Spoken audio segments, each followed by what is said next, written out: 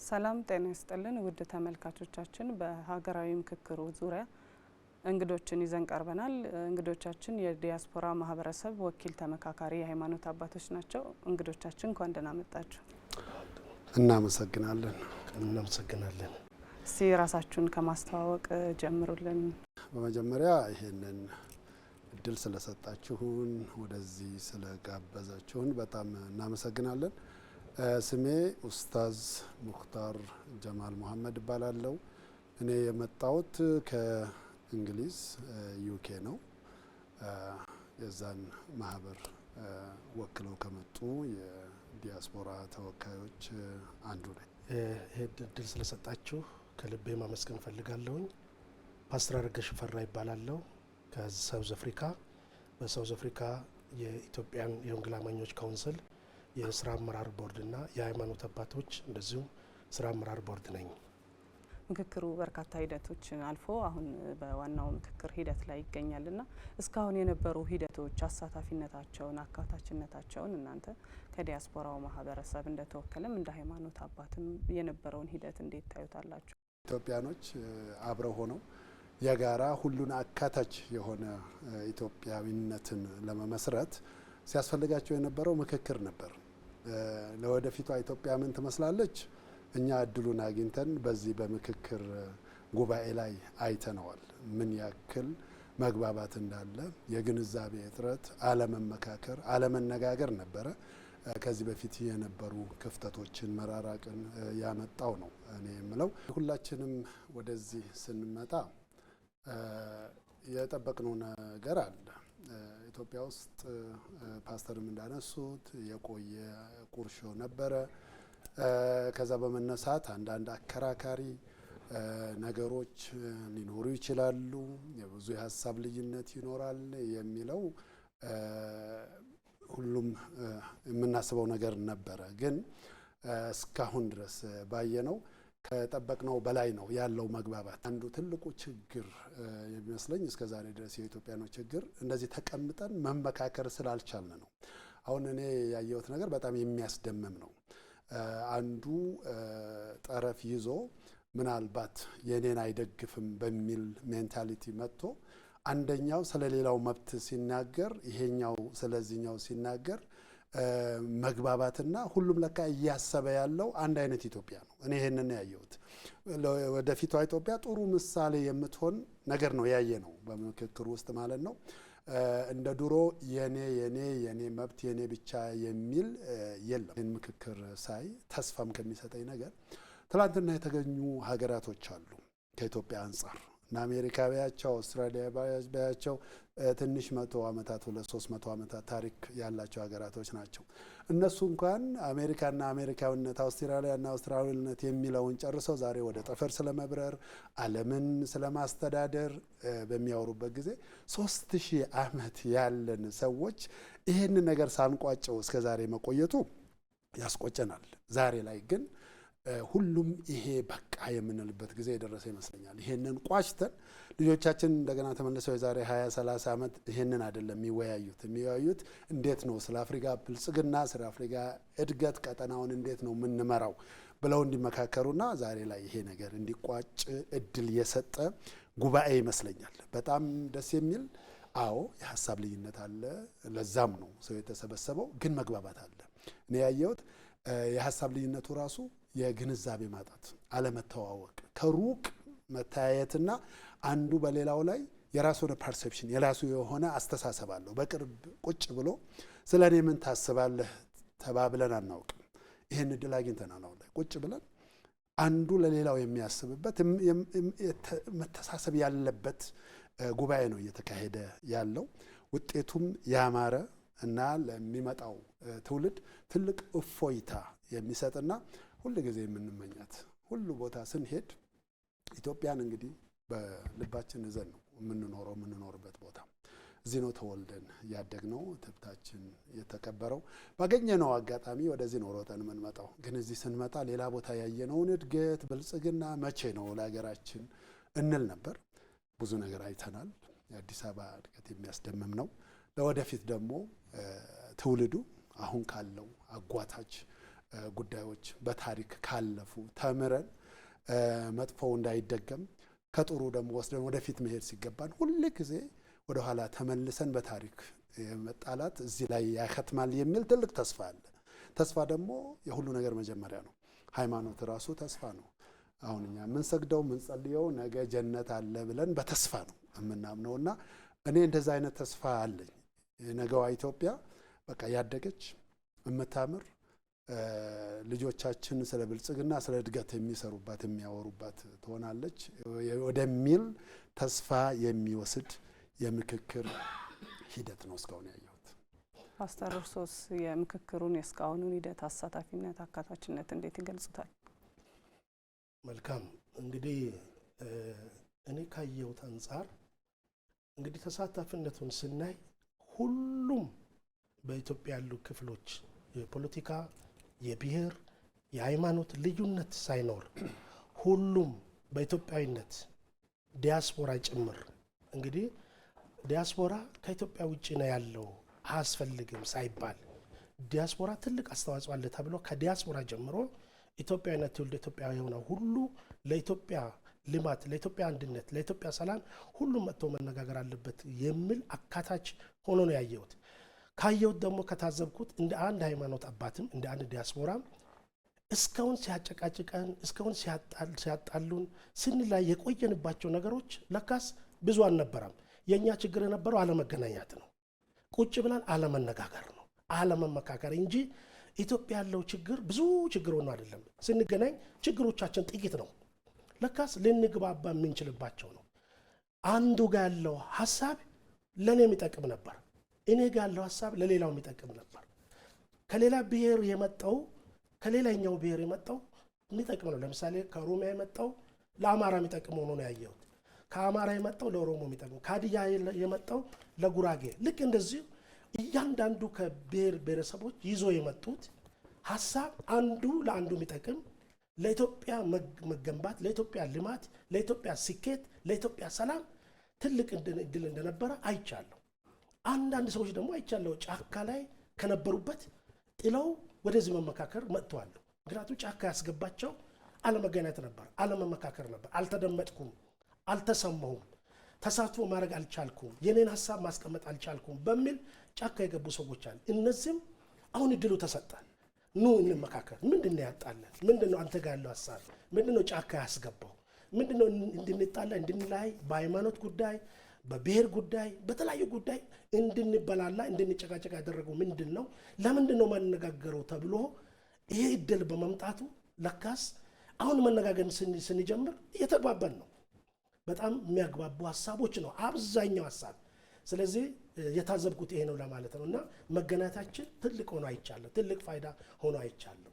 እያንዳንዱ ሰው ያለ ገደብ እንድናገርበት ምንም አይነት ልዩነት ሳይኖር የተማረ ያልተማረ ሀብታም ድሃ ይሄ ብሔር ነው ይሄ ብሔር ነው ሳንባባል ትላንት ያለውን ሐሳብ ሁሉ ለኢትዮጵያ ይጠቅማል። ኢትዮጵያ ወደፊት ይሄ ሐሳብ ቢኖር ኖሮ ይሄን ሐሳብ ቢናገናኝ ኖሮ እኔም ይሄንን ሐሳብ ቢናገር ኖሮ የሚል ሁሉ አስተዋጽኦ እንዲያደርግ እድሉ ተሰጥቷል። ስለዚህ አሁን አልተናገርኩም፣ አልተደመጥኩም፣ እኔን የሚሰማ ሰው የለም፣ የመናገር እድል አላገኘውም የሚል ሰው ከዚህ በኋላ ይኖራል ብዬ አላስብም።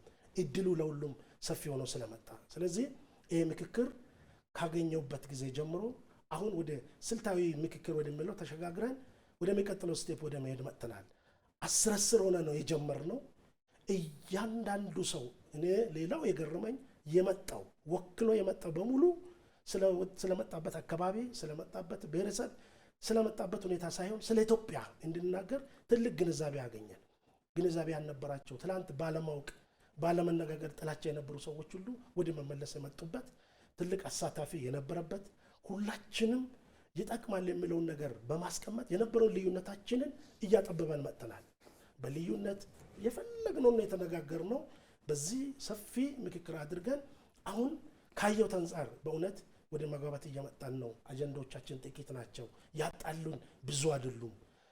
እንግዲህ ሌላ ብዙ ኃይሎች እንድንሆን እንዳንገናኝ እንዳንመካከር ስንሰራ ነው የቆየ ነው። ከጀርባ ኢትዮጵያዊ ሁሉም ሰው ተገናኝቶ ቢነጋገር ቢመካከር አንድ እንደሚሆን ሰላም እንደሚሆን አገሪቱ ላይ ልማት እንደሚሆን እርስ በርስ እንደማንበላላ ያውቁ ስለነበረ አጀንዳ ተሰጥቶን ስንሰራ ነበር የቆየ ነው። አሁን ስንገናኝ ግን ይሄን አውቀናል። አሁን የመገናኘት እድል አግኝተናል። እንዳንገናኝ የተሰሩ ስራዎች አሁን ገብቶናል። ስለዚህ ሁሉም ግንዛቤ ያገኘበትና ወደ መግባባት እየመጣን ያለንበት ሁኔታ ነው ያየሁት እና ምክክሩ ከምነግርሽ በላይ ጥሩ ሆኖ ለሰላም፣ ለእድገት፣ ለአንድነት ትልቅ ፋይዳ ሆኖ አግኝተናል። ነገ ደግሞ ፈጣሪ ከዚህ በላይ ተግባብተን ተጨባብጠን ሰላም ሆነን እንግዲህ የኢትዮጵያ ነገ ብሩህ ሆኖ እናያለን ብለን ተስፋ እናደርጋለን። ትልቅ አሳታፊ ነበረ ብዬ ነው ማስበው። እንደ ሀገር ምክክር እየተካሄደው ነው። ችግሮችን በዘላቂነት በውይይት ለመፍታት ጥረት እየተደረገ ነው። ስለዚህ ይህ ጥረት ውጤታማ እንዲሆን እናንተ እንደ ሃይማኖት አባት የምትሰጡት ምክር ምንድን ነው? ኢትዮጵያ አማኝ ናት። ሙስሊም፣ ክርስቲያን፣ ሌሎችም የአማኝ ሀገር ናት። በዚህ ምክክር በጣም ትልቅ የሆነ ለኢትዮጵያን አሁን ካለችበት ወደ ተሻለ ለውጥ የሚያሸጋግር ሂደት ነው ያለው። የኔ ይበልጣል የኔ በሚል ማይንድ ሴት ወይ አስተሳሰብ ነበረ። አሁን ላይ ግን ቅድም ፓስተርም እንደገለጹት የኔ ብቻ አይደለም። አዎ ሰው ወክሎ የመጣው ማህበረሰብ አለ።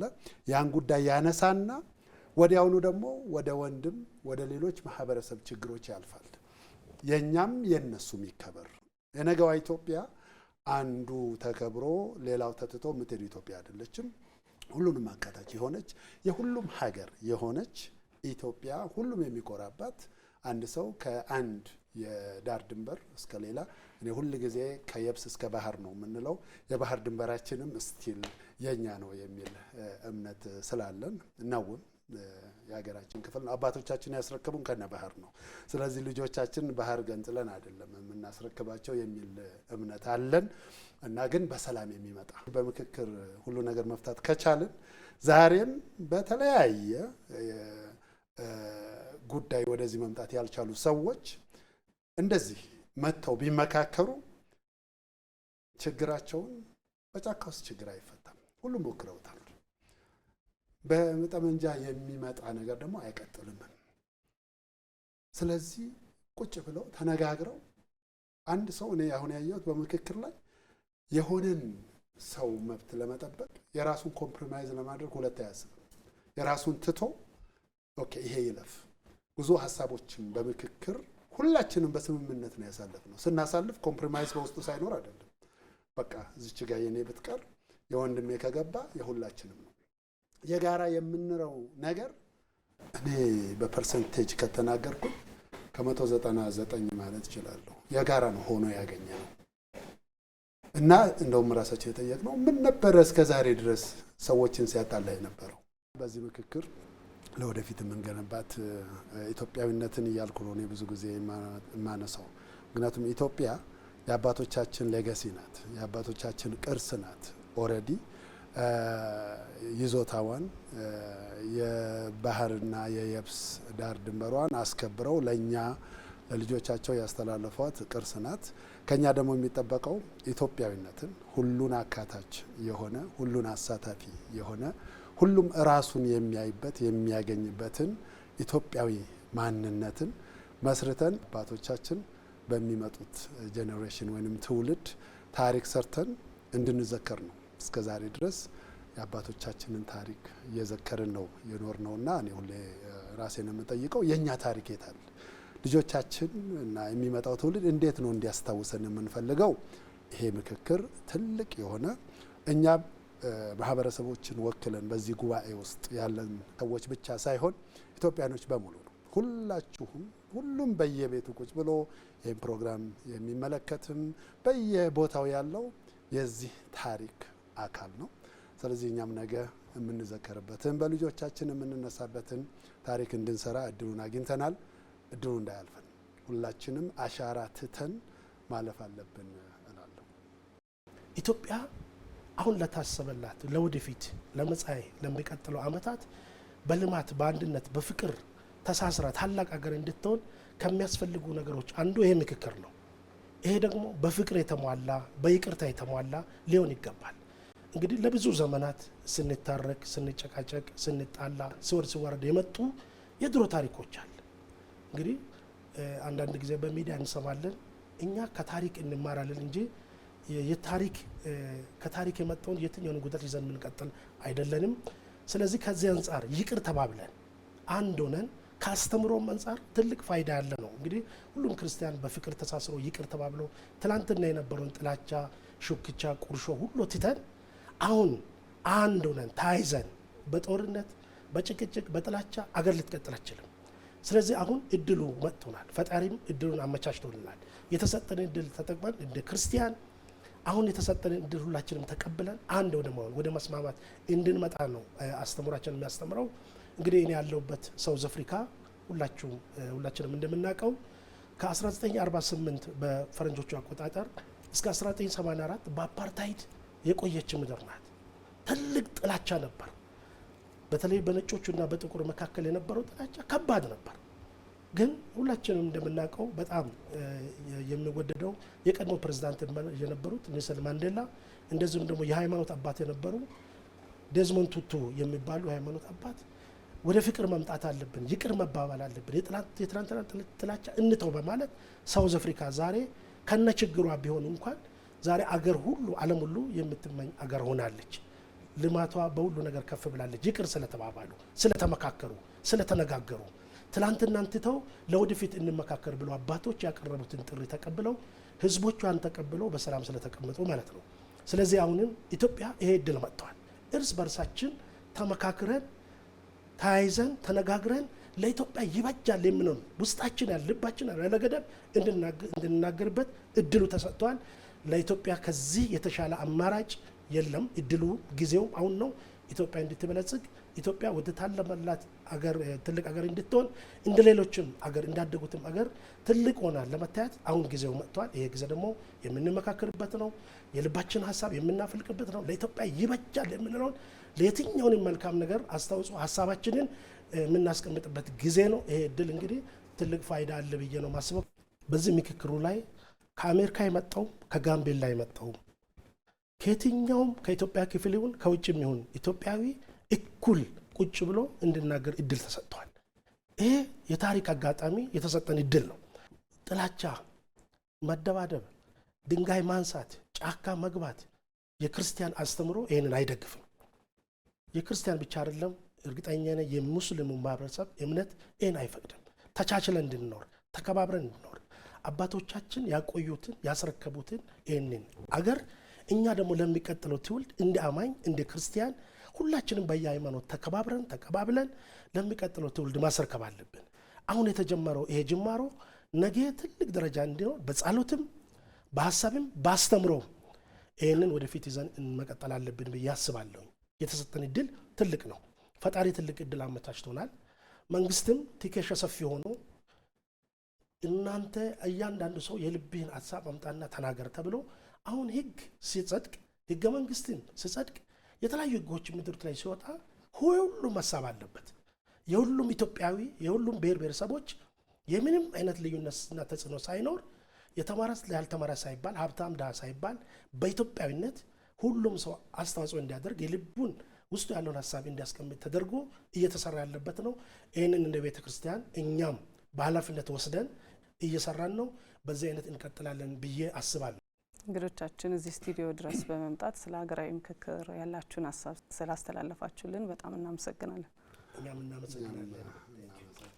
ተመልካቾቻችን በዋናው ሀገራዊ ምክክር ጉባኤ ዙሪያ ያተኮረው እና ከዲያስፖራ ማህበረሰብ ወኪል ከሆኑ የሃይማኖት አባቶች ጋር ያደረግነው ቆይታ ይህንን ይመስል ነበር። ሰላም ቆዩን።